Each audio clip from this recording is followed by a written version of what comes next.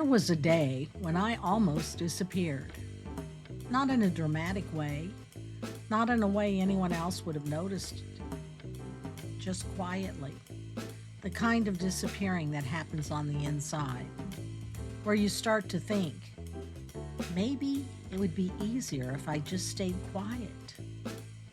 Maybe I don't need to say anything. Maybe I don't need to be seen at all. It didn't happen all at once. It was building in small moments, in conversations where I felt misunderstood, in spaces where I wasn't sure how to show up, in the weight of carrying a story that people already thought they understood.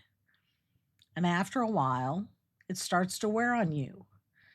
Because when you feel like you're being seen through someone else's version of who you are, it becomes easier to step back than to keep stepping forward. I remember that day. There wasn't anything particularly extraordinary about it, which is what makes it so easy to miss. It was just a moment where I had a choice to speak or to stay quiet, to show up or to pull back, to be visible or to disappear. And I felt it, that pull, the one that says, you don't have to do this. You don't have to put yourself out there. You don't have to risk being misunderstood again. And it sounded reasonable. It sounded safe. It sounded easier. Because disappearing isn't always about fear. Sometimes it's about exhaustion, the kind that comes from explaining yourself over and over again, from carrying something heavy in spaces that don't always know how to hold it, from trying to stay open in a world that can be quick to close. And in that moment, I almost chose it.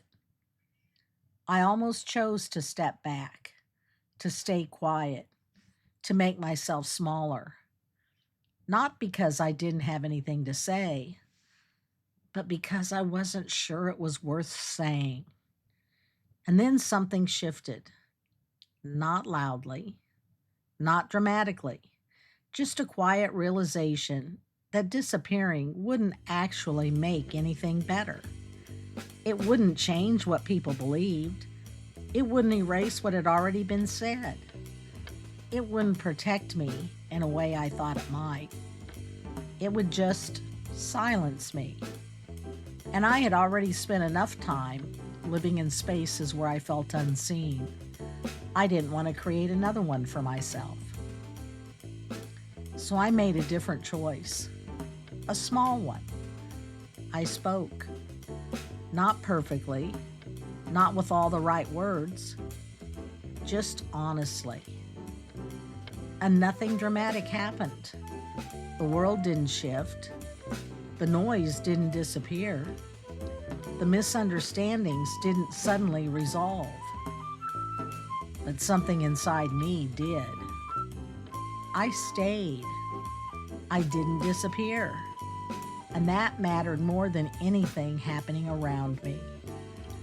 Because I think we all have moments like that. Moments where disappearing feels like the easier option. Where staying quiet feels safer than being seen.